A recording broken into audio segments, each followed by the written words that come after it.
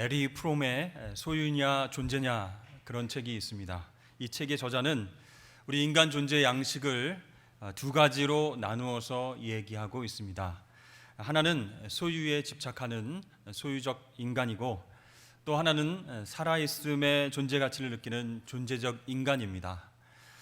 이렇게 두 가지 부류로 나누는 기준이 무엇인가 했더니 그것은 바로 인간의 새로움에 대한 호기심이다, 이렇게 말하고 있습니다.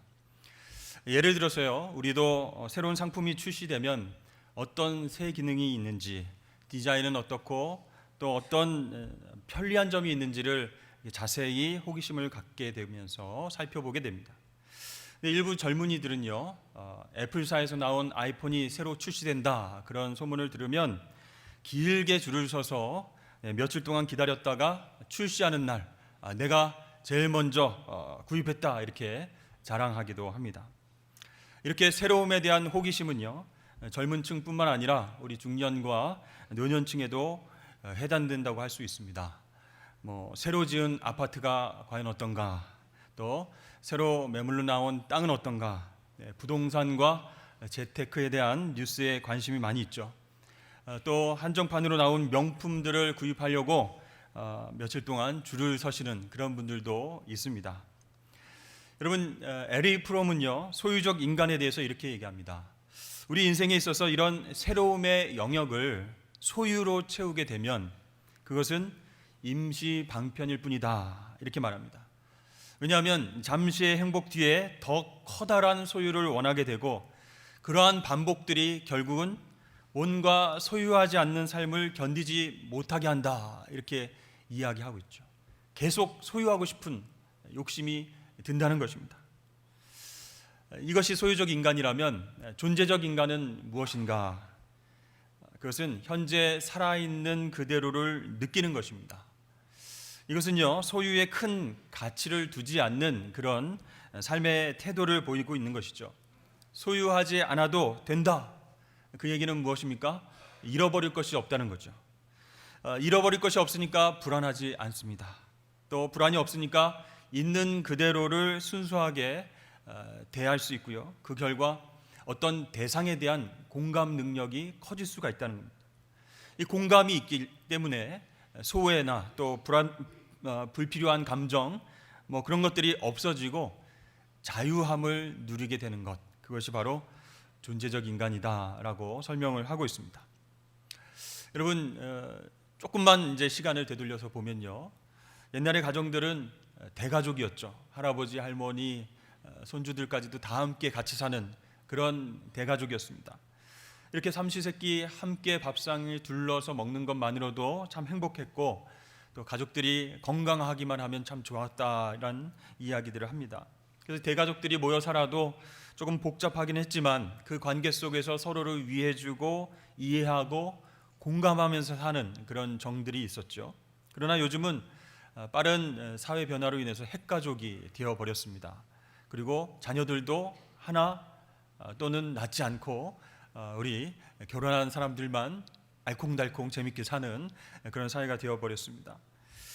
이렇게 빠르게 변화하는 세상 속에서 새로운 그것들을 소유하지 않으면 뭔가 뒤처지는 것 같은 그런 생각이 드는 거죠. 그래서 경쟁적으로 무엇을 소유하려고 하고요, 그것을 얻지 못하면 좀 불안해하는 그런 습성이 생기게 되었습니다.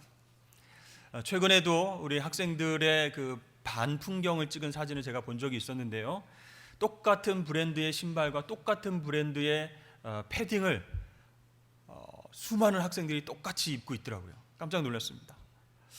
그것을 구입하지 않으면, 나도 그것을 입지 않으면 좀 불안한가 봐요. 그리고 올 봄에 유행하는 것이 이것이다 라고 하면 너도 나도 할 것 없이 똑같은 제품을 사면서 나도 이거 있다, 이렇게 자랑하기도 합니다. 근데 여기에 대한 반작용도 있습니다. 나는 그런 것 소유하기 싫다, 그런 거 필요 없다, 무소유, 또는 심플 라이프를 나는 추구한다, 단순한 게 좋아, 그리고 미니멀리즘, 집에도 가구 한두 개만 있으면 돼, 이런 것들이 유행하기도 하죠. 우리 장로님께서도 즐겨보시는 TV 프로그램이 있는데요, 그 프로그램 제목이 나는 자연인이다. 세상이 너무 경쟁과 유행과 또 소유에 대한 스트레스가 많으니까 그것에서 떠나서 정말 자유롭게 자연 속에서 밥 먹고 뭐 그렇죠? 세수하고 그렇게 살아가는 모습들이 참 부럽다, 이런 생각을 하게끔 하는 것 같습니다. 어쨌든요, 소유적 인간보다는 뭐가 더 좋다는 거예요? 존재적인 인간이 더 자유롭고 좋은데, 이 현대 사회는 점점 더 소유적 인간이 돼야 행복하다라고 부추기는 현실이라는 거죠. 그래서요, 여기에 영향을 받은 많은 사람들은요, 소유적 관점에서 사람들을 보기 시작했습니다. 타인, 이웃들을 있는 그대로의 모습을 보지 않고 소유적 관점에서 보게 되는 것이에요. 그 사람이 가지고 있는 것으로 외모와 학력과 재산과 능력, 그 사람이 소유한 것으로 그 존재를 평가하는 그런 사회가 되어버렸습니다. 그렇다면 여러분, 우리 자신을 또 우리 타인들을 그 존재 자체로 바라보고 사랑할 수 있도록 해주는 것, 그것이 무엇일까요? 바로 복음입니다. 예수 그리스도의 복음만이 죄와 사망의 법에서 우리를 해방시키고 존재 자체로 하나님의 사랑과 연결시켜 주기 때문에 우리는 자유를 누리게 될 줄로 믿습니다. 오늘 말씀의 주인공인 사도 바울도요, 어떻게 보면 소유적 관점에서 인생을 살아왔던 그런 사람이었습니다. 최고의 학력과 엘리트 종교 교육을 받았고요, 신앙적인 열정도 굉장히 많았지만 그 안에 예수 그리스도가 없었습니다. 복음이 없었습니다. 그러나 그 인생의 변주곡은 바로 예수님을 인격적으로 만난 직후에 시작이 되었습니다.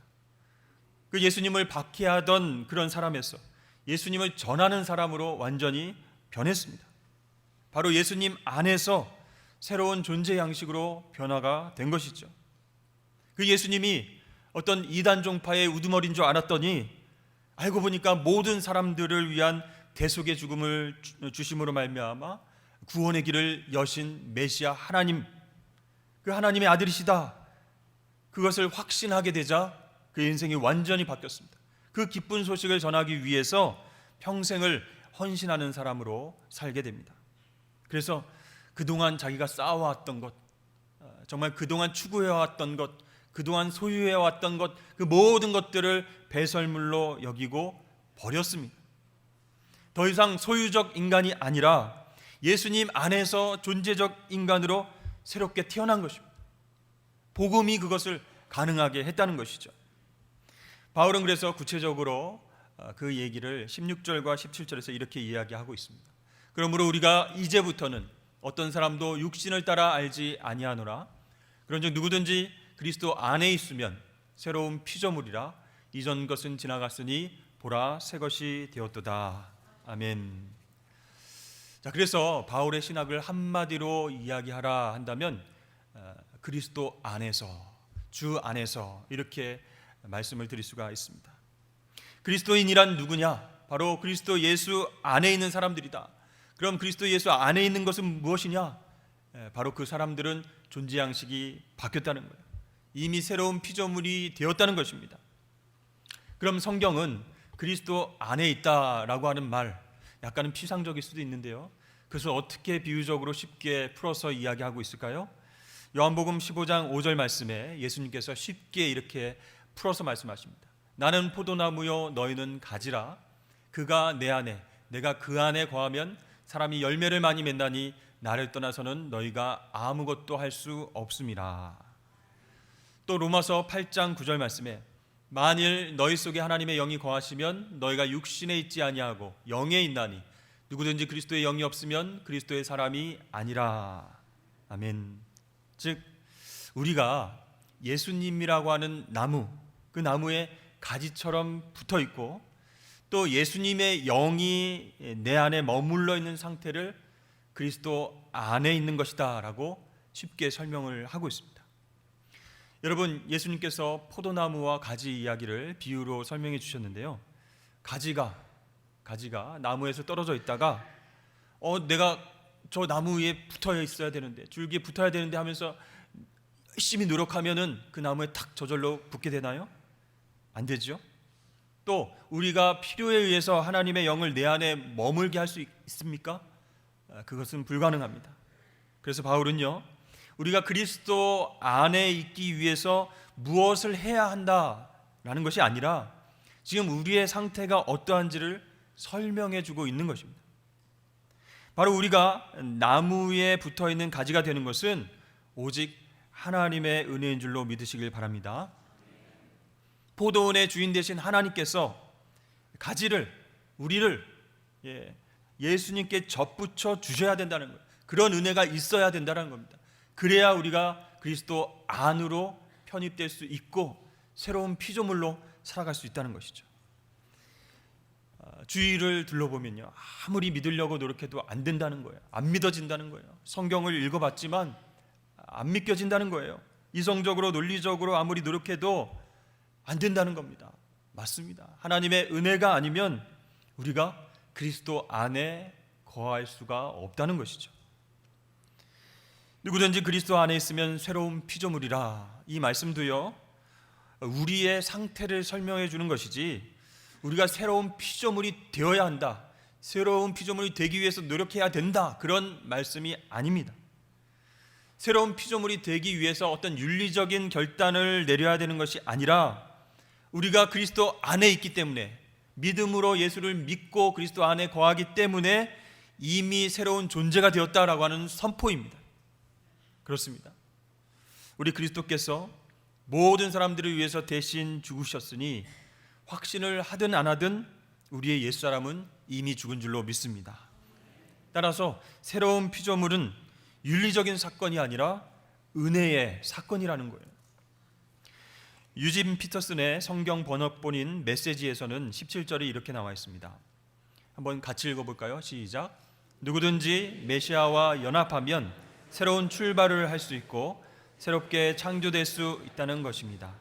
옛 삶이 지나가고 새로운 삶이 싹트는 것입니다. 아멘. 그러니까 우리가 그리스도 안에서 새로운 피조물이 되었다는 것은 언제나 새롭게 시작할 수 있는 존재가 되었다는 뜻입니다. 죄를 지었어? 끝났어. 이제 예수 밖으로 나가.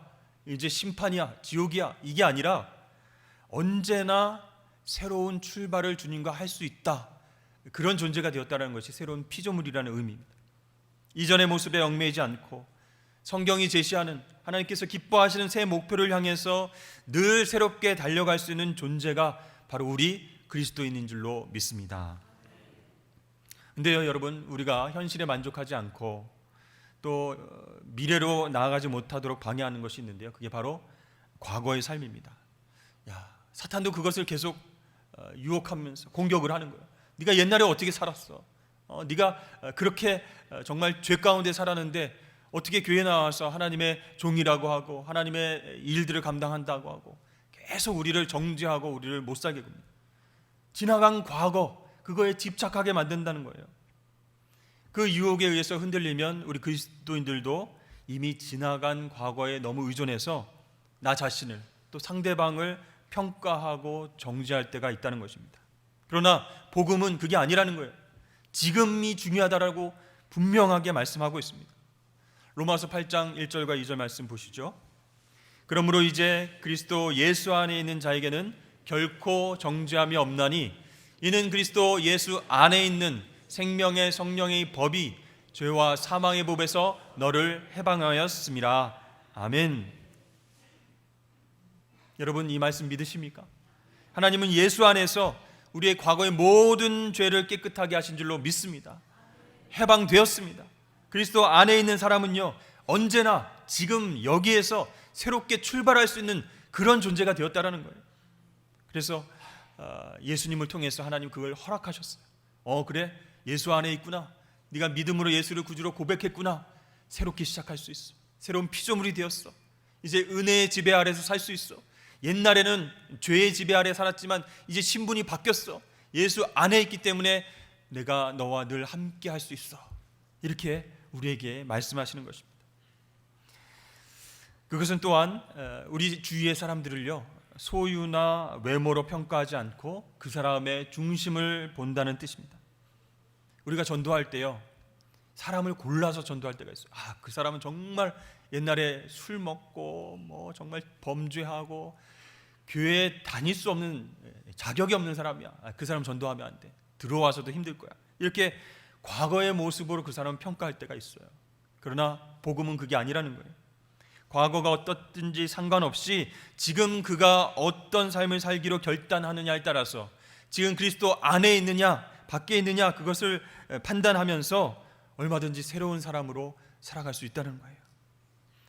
죄인 중에 괴수였던 바울도, 또 자기만 알고 있는 이기주의자도, 또 부모를 몰라보고 폐륜을 저질렀던 자녀들도 예수님 안에 거하기만 하면 누구든지 새로운 삶을 살아가게 될 줄로 믿습니다.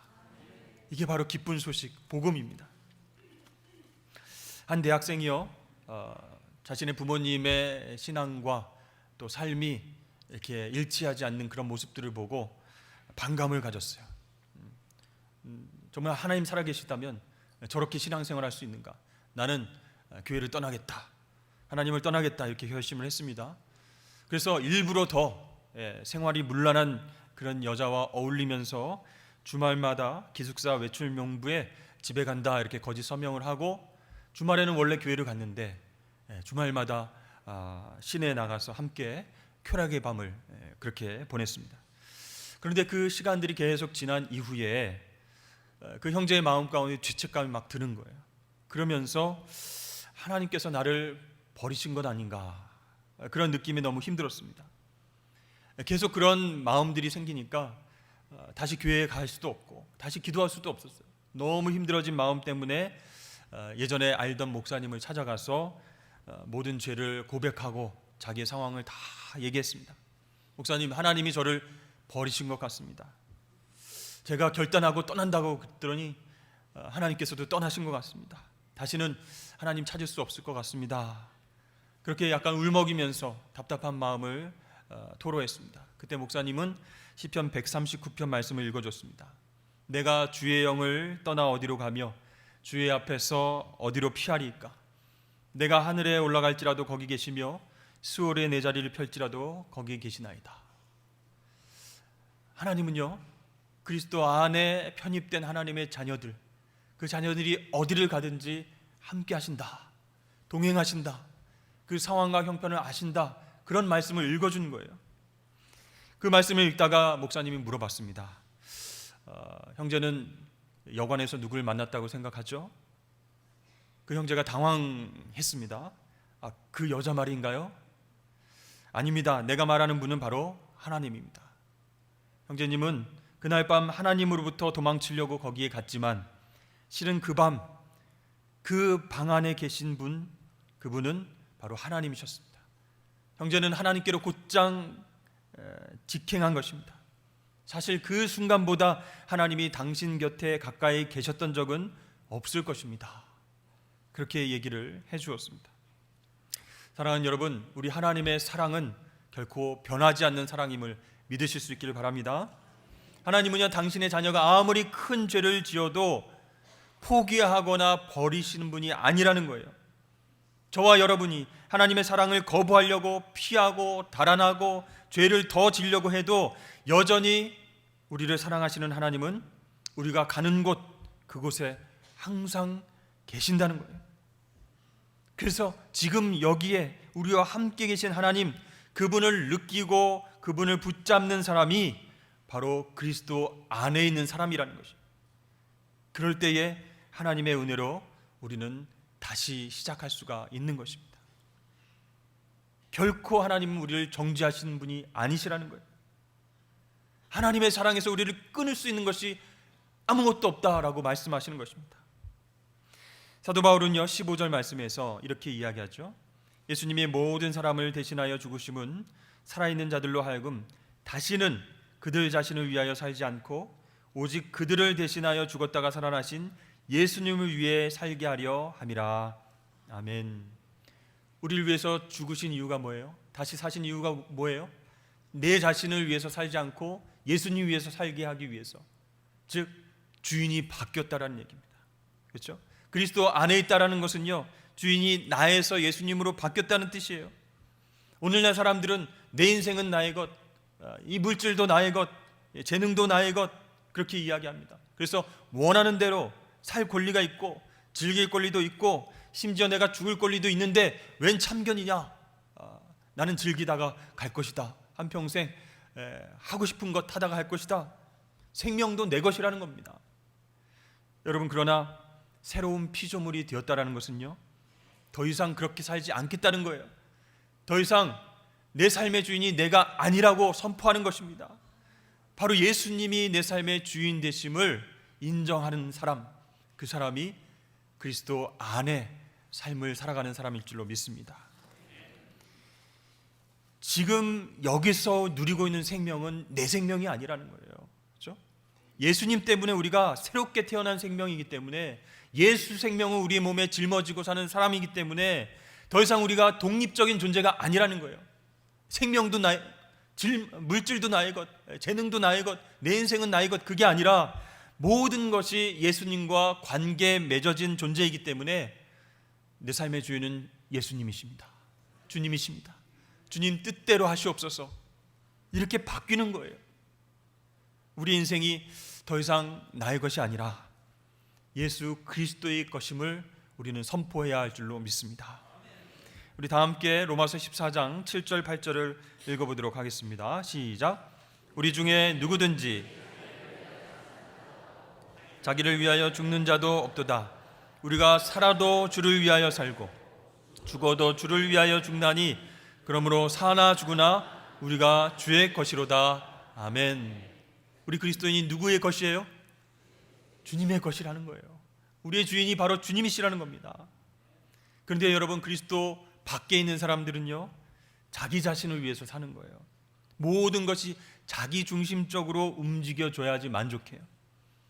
나에게, 내 자신에게 얼마나 이익이 될까 계산하면서 생활하는 사람들이에요. 그러니까 교회에 와서 예배는 드리지만 믿음 생활도 나 편하고 나만 잘 되라고 기도하는 사람입니다.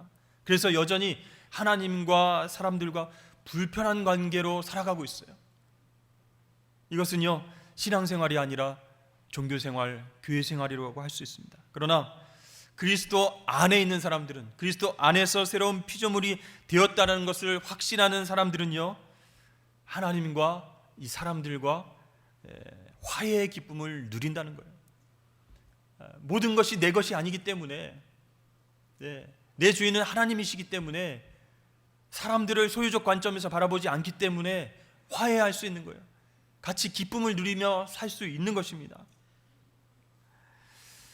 그렇습니다. 하나님에게 더 이상 내가 과거의 잣대로 평가받지 않음을 확신하기 때문에 자유한 거예요. 너 과거에 무슨 죄 졌지? 너 과거에 이렇게 살았지? 이렇게 평가받고 정죄받고 그런 삶이 아니기 때문에, 그렇죠? 지금 여기에서 새로운 출발을 주님과 함께 할 수 있는 사람이기 때문에 자유한 거예요. 그래서 하나님과 이웃들과 화목하게 살아갈 수 있는 그런 하나님의 자녀가 된 줄로 믿습니다. 이것이 오늘 본문 18절과 19절 말씀의 핵심이라고 할 수 있습니다. 여러분, 우리의 주인은 바로 예수님이십니다. 나에게 생명 주신 주인 되시는 예수님 위해서 많은 사람들과 화목하면서 살아가실 수 있는 저와 여러분 되시길 축복합니다.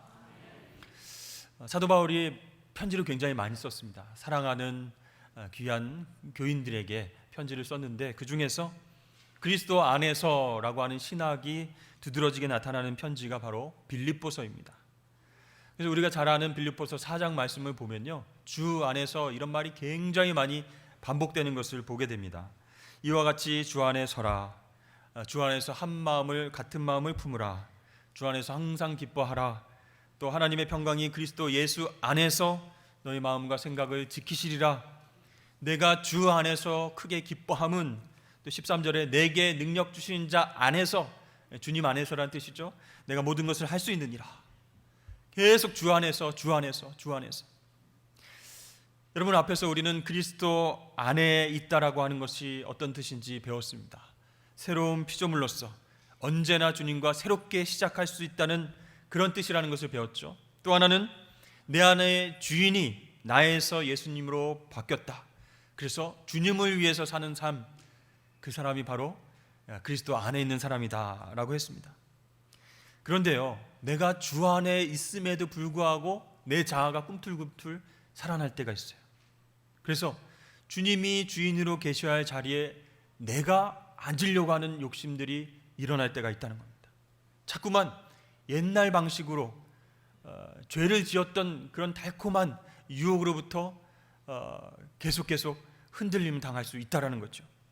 마치 출애굽한 이스라엘 백성들이 광야에 물과 고기가 없으니까 우리 다시 애굽으로 돌아가자, 거기는 최소한 물이 있지 않느냐, 고기가 있지 않느냐, 이렇게 죄의 습성으로 돌아가려고 하는 것처럼 그리스도 안에 있는 우리도 그렇게 유혹을 받을 때가 있다는 것입니다. 여러분, 어떻게 해야 되겠습니까? 물론 주 안에 있는 것은, 예수님 그 나무에 우리가 가지로 딱 붙어 있는 것은 은혜로 가능한 것이죠. 내 노력으로 되는 것은 아닙니다. 그렇지만 우리가 가만히 있으면 주 안에서 서고, 주 안에서 기뻐하고, 주 안에서 같은 마음을 품고 어떻게 승리할 수 있겠습니까? 본성상 예수 밖으로 막 튀어나가려고 하는 그런 모습이 있는데 가만히 있어서는 안 되겠다는 겁니다. 그래서 사도 바울이 방법을 가르쳐주고 있습니다. 주 안에서 계속적으로 승리할 수 있는 방법이 하나 있는데 그것이 바로 기도다라고 이야기를 하고 있습니다. 우리 빌립보서 4장 6절 7절을 함께 읽어보겠습니다. 시작. 아무것도 염려하지 말고 다만 모든 일에 기도와 간구로, 그리하면 모든 지각에 뛰어난 하나님의 평강이 주 안에서 너희 마음과 생각을 지키시리라. 아멘. 다른 것이 없어요. 우리 마음 가운데 하나님의 평강이 우리 가운데 임하면 그것이 그리스도 안에 있는 것입니다. 내가 예수 밖으로 나간 게 아니고 아직 예수 안에 있구나, 주 안에 있구나. 어떻게 알 수 있어요? 기도함으로써 하늘의 평강이 나에게 임하면 그것을 알 수 있다는 거예요. 그렇습니다. 어떠한 형편이든지, 풍부에 처하든지 비천에 처하든지 자족하게 된다라고 사도 바울은 이야기하고 있어요. 무엇을 소유하고 무엇을 내가 얻어서 만족하는 게 아니라 부족함에 처하든지, 그렇죠? 비천에 처하든지 스스로 만족하는 자족을 경험하게 된다. 이 얘기는 무슨 얘기입니까? 소유에 기반한 삶이 아니라 주 안에서 존재하는 삶이 가장 우선적인 삶이다라는 거예요. 그때 우리에게 평강이 오고, 그때 우리는 자족하는 마음이 들고, 그때 자유함을 얻게 된다. 이게 바로 그리스도인의 특권인 줄로 믿습니다. 여러분, 그리스도 안과 밖을 나누는 경계선은 믿음이죠. 믿음을 갖고 있으면, 예수가 나의 구주라고 믿으면 예수 안으로 편입이 되니까 그 경계를 나누는 것은 바로 믿음입니다. 그런데요, 계속해서 그리스도 안에 머물면서 승리하는 비결이 무엇이라고요? 그것은 오직 기도와 간구라는 것입니다. 여러분, 기도하지 않으면요, 내가 지금 무엇에 의해 통제받고 있는지를 깨닫지 못하는 거예요. 예수 안에 있고 우리가 신앙생활을 한다고 교회에 나오면서도 기도하지 않으면 지금 거짓 자아가 나를 지배하고 끌고 간다는 것을 알아채지 못하는 거예요. 나의 욕망이 나를 지배하고 끌고 가고 있고, 나의 소유욕이 내 인생을 끌고 가고 있다는 것을 알아채지 못하는 거예요. 그러나 기도할 때 내가 그런 거짓된 자아의 지배하에 있는가, 성령 하나님의 지배 아래에 있는가, 그것을 분별하게 됩니다. 그래서 성령님께 기도하게 되고 도와주십시오, 간구하게 되고 옛 자아의 모습으로 돌아가려고 하는 것을 물리치게 될 줄로 믿습니다. 그래서 기도할 때 우리가 그리스도 안에 계속 있게 되는 것이에요. 세상에 대해서 죽게 되고요, 소유적 인간을 거부하게 됩니다. 그리고 하나님에 대해서 살게 되는 그런 훈련이 바로 기도라는 것이에요. 여러분, 하나님의 자녀로서 그 안에 꼭 붙어 사는 존재로 살아가실 수 있길 주의 이름 축복합니다. 그러면 승리하게 되는 것이에요. 주 안에 있는 나에게 단 근심이 있으랴, 십자가 밑에 나아가 내 짐을 풀었네. 아멘. 그 두려움이 변하여서 내 기도 되었고, 전날의 한숨 변하여서 내 노래 되었네. 이게 예수 안에 있는 사람들이 기도할 때에 누릴 수 있는 놀라운 특권이자 축복인 줄로 믿습니다. 그러므로 사랑하는 여러분, 주 안에 꼭 붙어 있으면서 기도하실 수 있기를 바랍니다. 포도나무에 꼭 붙어있는 가지가 되어야 그 영양분을 흡수하여서 열매를 맺을 수 있는 거예요. 성령의 열매, 다 9가지 열매가 인격에 관한 부분입니다. 그렇죠? 예수님에 의해서, 예수님의 말씀을 통해서, 기도를 통해서 우리가 예수님을 닮아가는 성품으로 성숙할 수 있는 이유, 그것은 바로 포도나무에 딱 붙어 있어야 되는 거예요. 그리스도 안에 있어야 된다는 것입니다. 그러면 어떠한 형편에 있든지, 풍부에 처하든지 비천에 처하든지, 정말 부유하든지 가난하든지 상관없이, 형편에 상관없이 우리는 예수 안에서 진정한 자족을 느끼면서 하늘의 평강을 누리고 승리하게 될 줄로 믿습니다. 여러분, 우리가 무엇인가 더 많이 소유한다고 풍성한 삶을 사는 게 아니라는 거예요. 더 걱정 근심이 많은 거예요. 정말 많으니까, 소유한 것이 많으니까 이것을 다 어떻게 컨트롤할까 고민이 되는 거예요. 그러나 예수 안에서 심플한 삶을 사는 사람, 그렇죠?